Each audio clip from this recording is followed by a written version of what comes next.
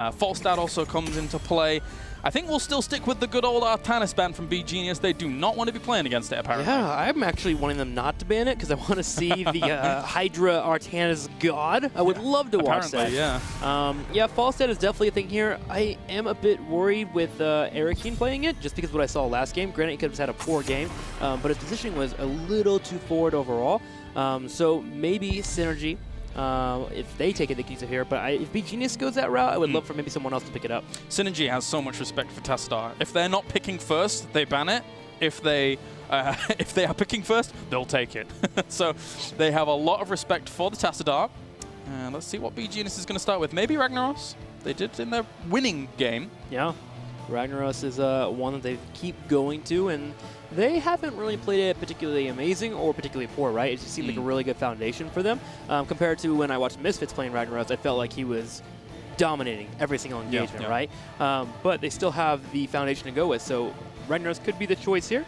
Again, you talked about globals. Globals are just impactful here. Yeah, I think that's what they might be mulling over right now with the remaining seconds that they've got. Do we go Ragnaros, which is very strong, or do we go for a global to start things off? They could even go for Malfurion to start things off because they seem to have lent towards that more. But it will be Tychus. Okay.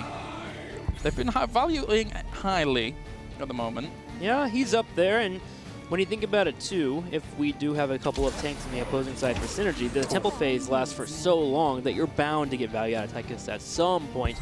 Also, for the most part, Synergy played a really strong Tychus last game.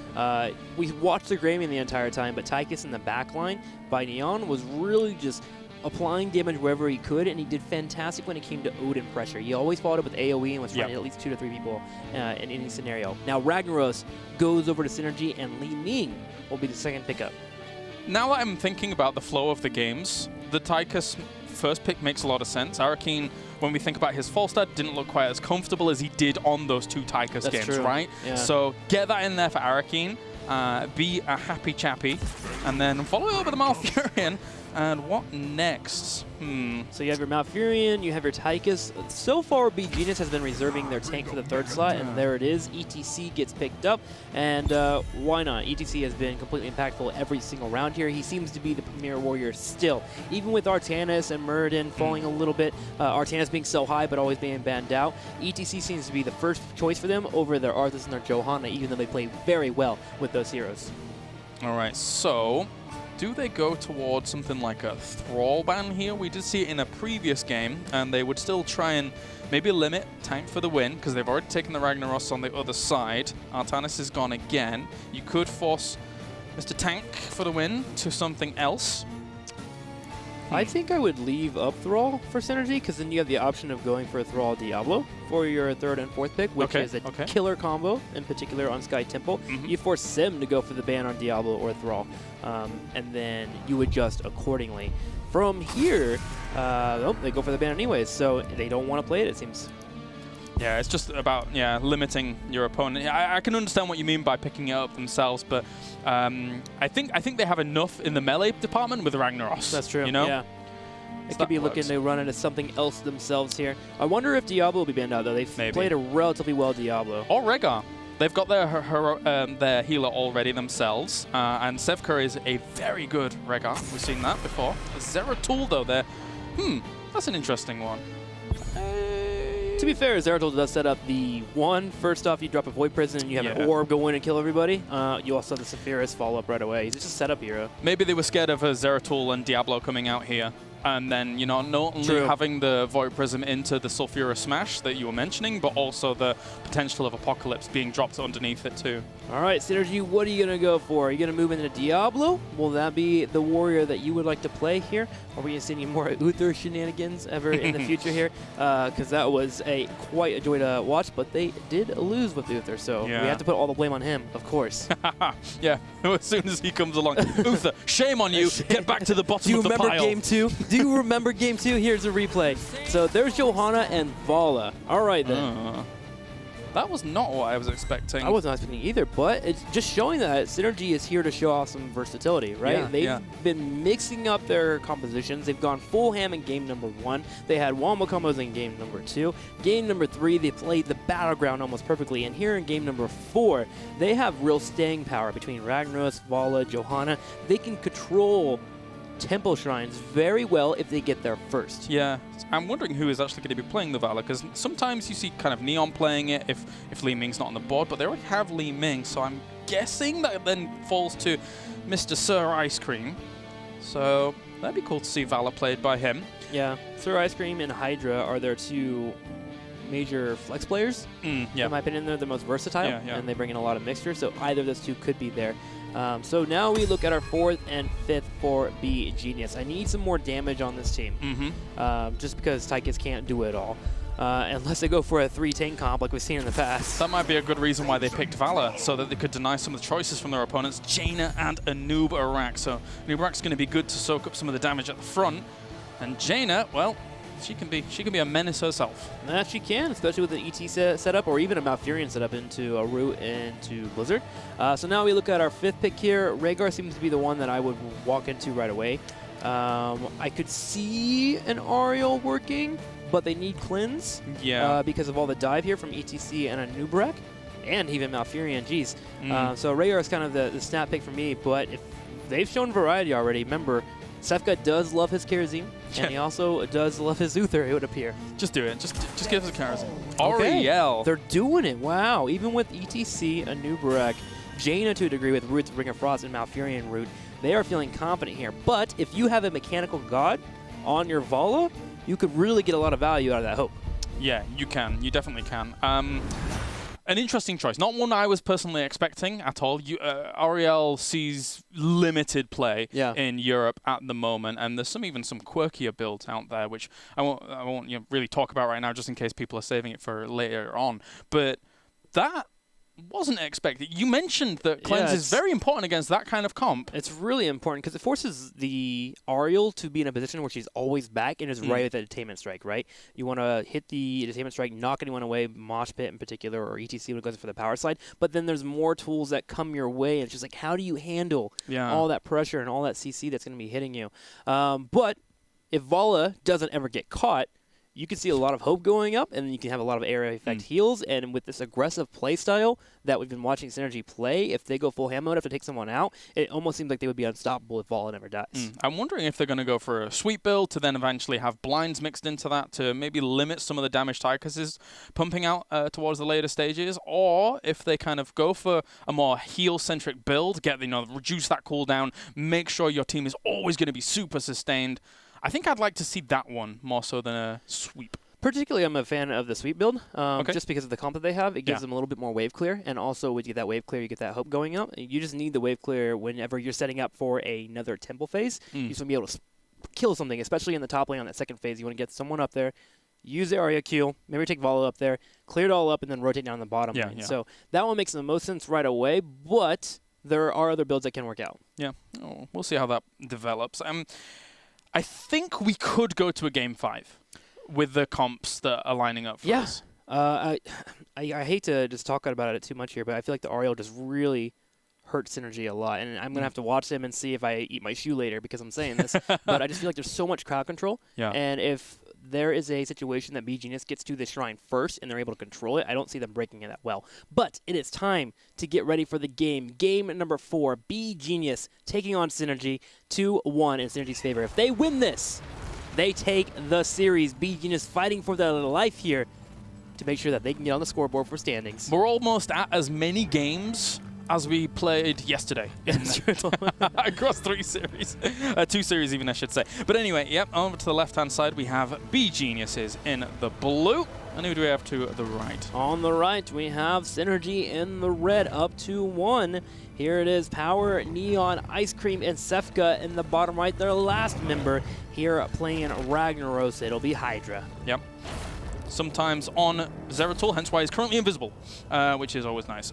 They're not seen on that little dashboard, but for now we do have him moving down to the bottom as Ragnaros, and looks like 4 members towards the middle, just to kind of alleviate any pressure at the front.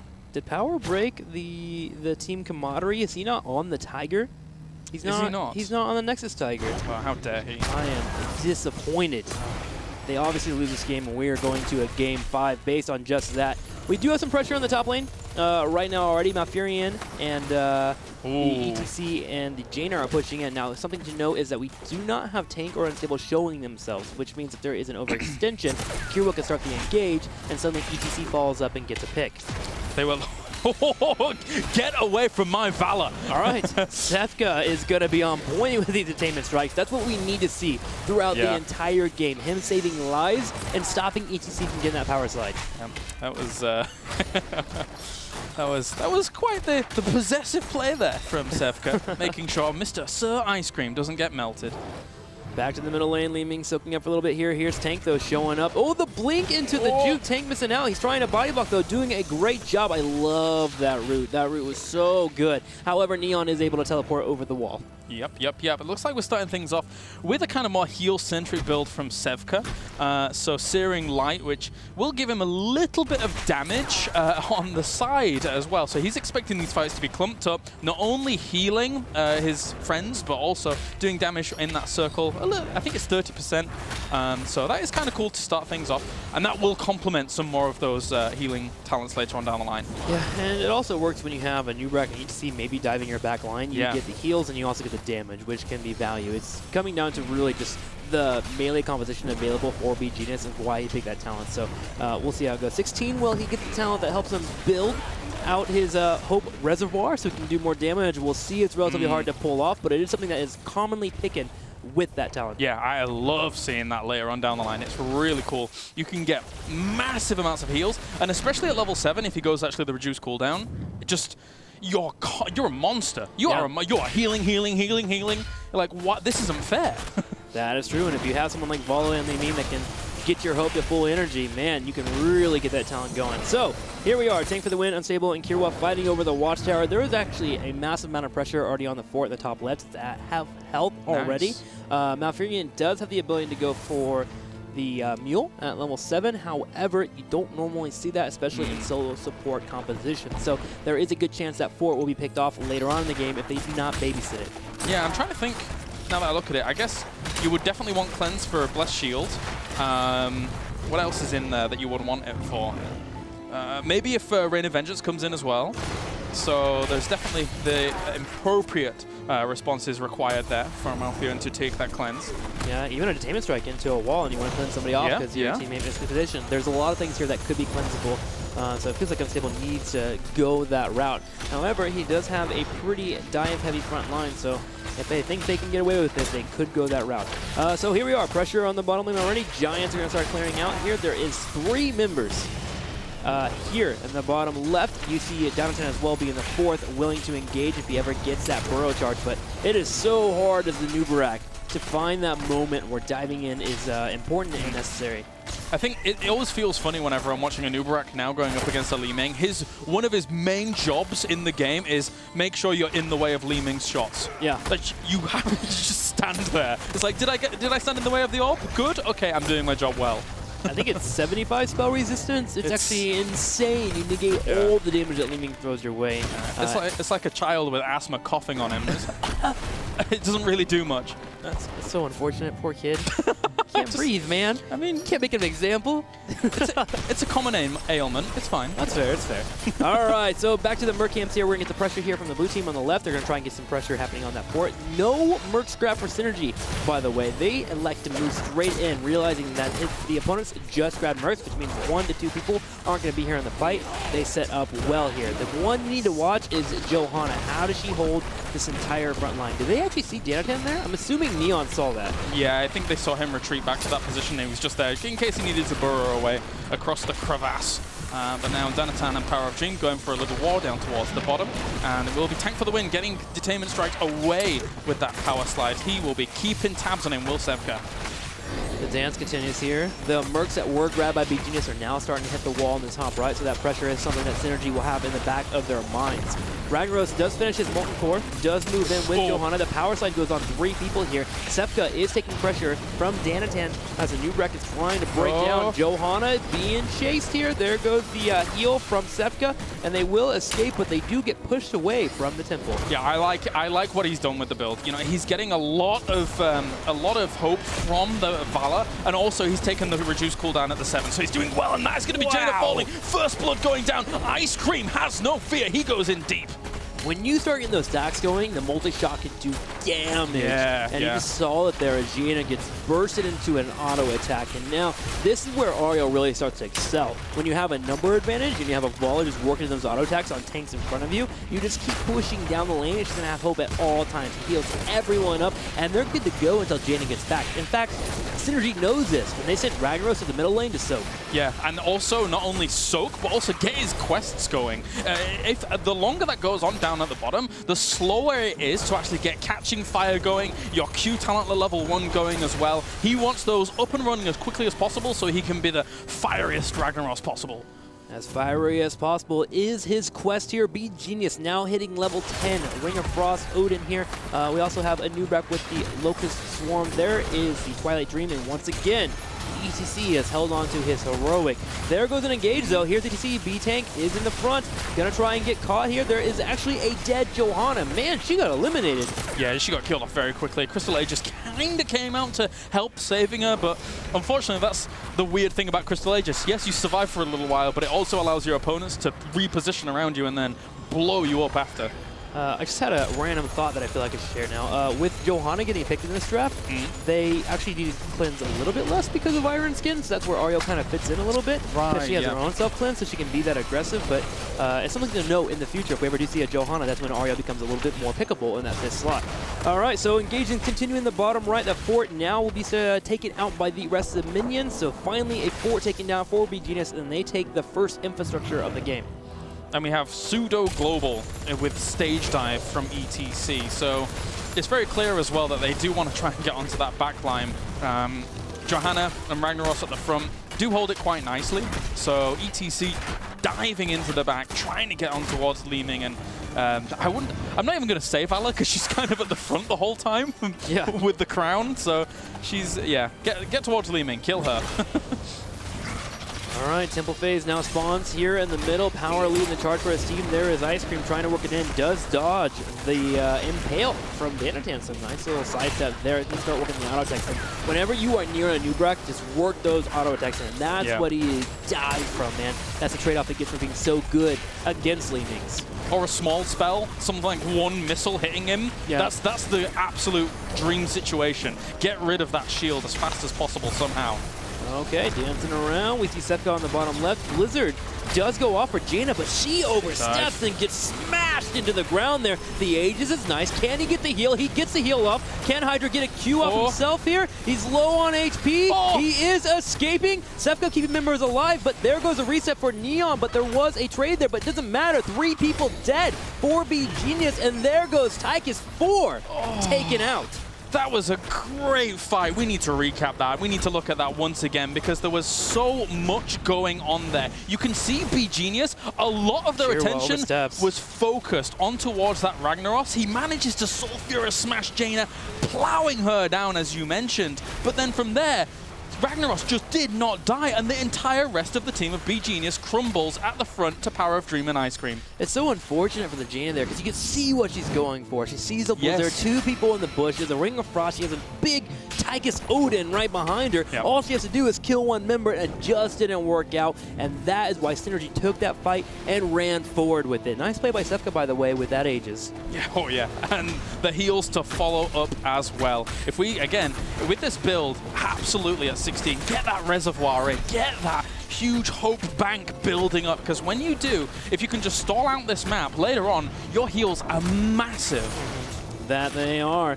And what's massively good here for Synergy is they got a decent amount of tempo shots here, and they will take all 3 forts in the front line, grabbing turrets as well. They are ahead 14-13, but the main thing that's important is they get map control. The more you push down forts, the more vision you have with your minions they push in, and that means the more you reveal your opponent, and you can make the plays necessary to grab mercenaries or even a boss in the future. I also think that now Ice Cream having his 13 available to him, he can do a lot more of this deep diving that he's been doing with something like the Giant Hand complementing him. He's taken Gloom, so he will have, at the sacrifice of a little bit of his damage, far more spell shield going up against things like the Jaina in the if he's able to wiggle on his way to her. So I think this is cool for Vala.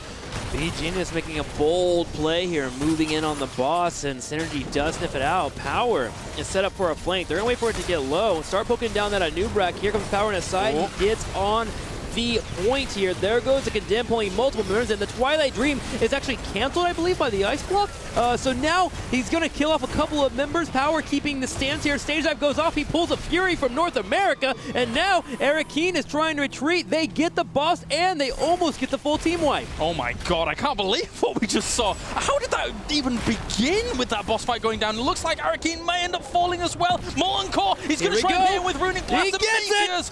Perfect team wipe, good stuff. All right, boss pushing in the bottom left. Now they did trade out 3 members, so they can't really do too much pushing here, but getting a full team wipe, getting pressure on the bottom keep, getting keep wall, and getting level 16 is amazing. They can't do much with that boss, it'll just push itself. So let's take a look at that fight once again, because that was utter insanity here.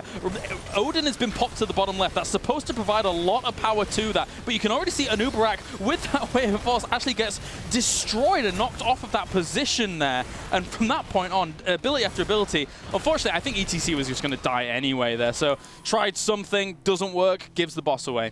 Bunch of unfortunate events there. I even think Unstable. I heard the Twilight Dream sound go off, but Ice Block got hit right afterwards, and you can cancel your own Twilight Dream with the Ice Block. So unfortunate. I don't think it would have changed the tempo of the fight, but you can see how frustrating a situation that entire engagement was. You see them going for this Hail Mary, and it did not work. Now, 16-17, game is even in terms of talents. Can beGenius make a play here to start getting back into the game? All right, so Tank for the win has to move away there for a moment. He took a lot of damage, so Furious Smash does not quite connect. Adana Tan finds himself in the middle of nowhere. Sorry, my friend, that was no man's land. That it was. Now pressure on the bottom left. We have a temple down in the very far south here. The team is going to put a couple of members on the pressure here to start getting this keep. Keep is the main objective. Grab that again, the catapults. We always talk about them. Any hero they lose from this point on could be series. And now beGenius has to be very, very careful about how they're going to deal with this. Ragnaros is firing on from the back there, killing off this keep, and that is going to be even more damage towards the middle. There goes the stage dive, though, straight on in towards the back. Entertainment Strike hits him instantaneously from Sevka as Power of Dream, Neon, and Ice Cream at the front just look to lay in some more damage, and he has to back away. Man, Sevka has been playing this Ariel fantastic, and by the way, she did get Reservoir of Hope, so every time that she gets the entire Hope bar filled up, she gets more Reservoir there, so she can get to a point where she's doing massive heals and massive damage. But Sevka, man, has been making this character work, and I am impressed. Yeah, definitely. We'll see how that is going to evolve in terms of how much energy is being collected, but that is going to be Jaina ending up being brought down, and Ice Cream follows it up with a Malfurion kill. It is currently falling apart for beGenius. They have to escape from this position, stabilize somehow, because otherwise they will lose. Man, I feel really bad for beGenius. It feels like in the games they're losing, they're having 1 or 2 people doing missteps. Last game it was Eric Keen on Flustad. This time it's Jaina right now, just constantly getting into positions where they get picked off. A great cleanse from Unstable, but not enough. They're going for it. Hydra has used Molten Core. They are sieging upon the core itself here. Watch their Ice Cream. He's going to be the guy that applies the most damage. Yeah, this could definitely be it at the moment. Danatan trying to slow down Power at the front, but that is going to be Ragnaros coming out of that Molten Core in just a moment. It doesn't look like they could get enough damage on. The front line of Danatan and Tank for the win soaked up enough to be able to keep the... No actual damage. Dive? Oh my god. The stage up comes in. Sevka's looking at ETC. Does he have the moment? And they turn it around. Airkeen in trouble, though. And Neon is getting the resets here as he keeps using Calamity, and they turn that around. But I don't fault beGenius there. I think that was a move they needed to make to try and get into this game once again. They are giving chase, and they still are in it. Jaina, though, is being taken here, low on damage. There goes the Iceland, so coming out, Sevka actually gets the kill with the Searing Light on his hope. Nice job overall. 3 for 3 trade, but beGenius comes out ahead. If you're gonna die, run the opposite way to your base and buy a little bit, a few seconds time here for beGenius to try and do anything else on the map. But I've got to put compliment where it's deserved. Danatan and Tank for the win at the front, being able to slow down that 5-man push and not die off was absolutely crucial in them not taking more core damage. Gotta agree with you. Just looking at the map right now, Synergy about to get 20, but they have no damage on their keeps yet. Yeah. Everyone is respawning in the next 30 seconds. Right now, beGenius is trying to get back into the game by getting some mercenary pressure, get to level 20 here as Synergy is about to hit it. Power already here flirting with the two that are trying to steal their own giants, but they will finally go over to them. Synergy is going to be looking for a fight, and soon. All right, here comes 20. Let's see what is going to be taken. We have Repulsion coming in. We have Farflight Quiver, Indestructible, and it will be Submerge. And finally, that shield thing that I can't remember the name of for Auriel, because I haven't cast her for a while. That's the one that causes Aegis and she gets a shield afterwards, right? Shield of Hope. Oh, that's Shield of Hope. That's the Storm Shield, but Shield of Hope. Of course it's called Shield of Hope. That's Everything's hope. Wow, a risky play here. They actually started. They ran to the top, feinted that they were grabbing a temple. Everyone from Synergy went to that temple to try and get into a team fight. And beGenius, realizing that would occur, went one step ahead of them and just went and rushed down the boss.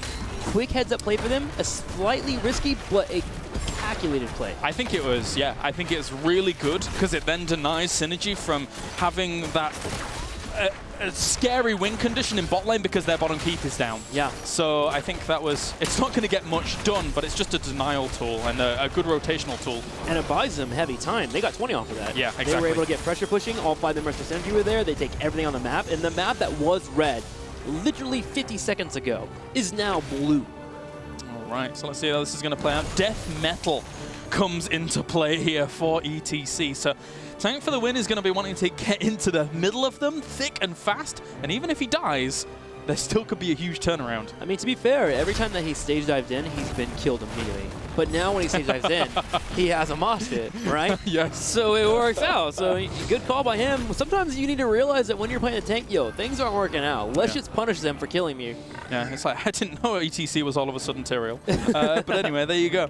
He'll make the plays even in death. But now, beGenius going to try and move down towards the bottom, still looking to make the plays happen.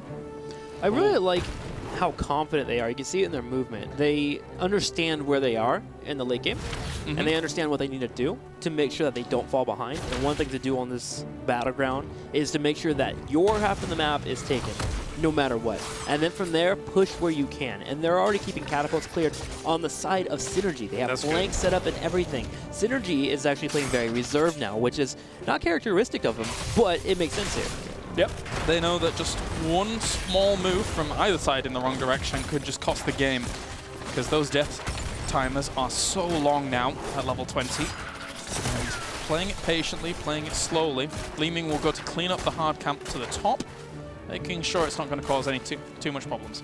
So the breaking point right now, as we are a bit of a lull right now, is when the next Temple Shrines pop. Here they are. Temples are activating. The next 30 seconds is going to be dictated by the team. Now, there is things for beGenius to worry about. They have Catapult pushing in the bottom lane. If that gets halfway over, suddenly Synergy can go for a base race. But they also can't neglect this temple on the top. The best play here is to put ETC in the bottom, have all 4 move up, and then just try to get into a scenario where you can win the team fight. This kind of temple, if Synergy delays this fight for a long time, it only benefits them because catapults are at the bottom. That being said, there is a hard camp down there, so it kind of equalizes things out for beGenius. So it would have to be extra delayed. It would have to be a very slow temple up to the top to really benefit Synergy. beGenius actually brought their ETC in. ETC is here for the power slide, so they want to get into a fight. They're going to move in for it. You were mentioning those giants in the bottom right. They play going to hold it for just enough. Hydra is positioned well here because Sefka is back to back him up with the Aegis.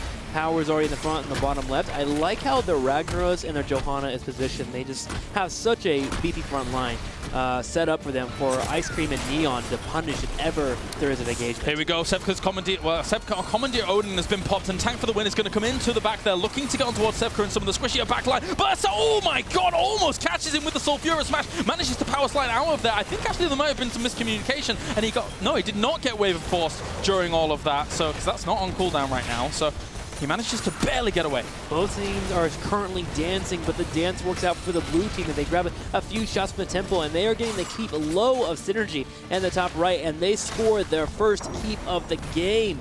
Now they'll have pressure on the top lane. Synergy is forced to retreat. I wonder if a better way for Synergy was to just not really expend too many of their, or try not to expend too many of their heroics after Commandeer Odin was popped, and then look for a fight again whilst it's down, because Commandeer Odin with Big Red Button is so much power. Yeah. Just wait until it's gone. Wait.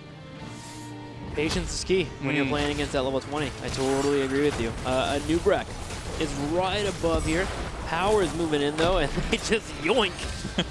Thanks. These giants appreciate that. Very kind of you.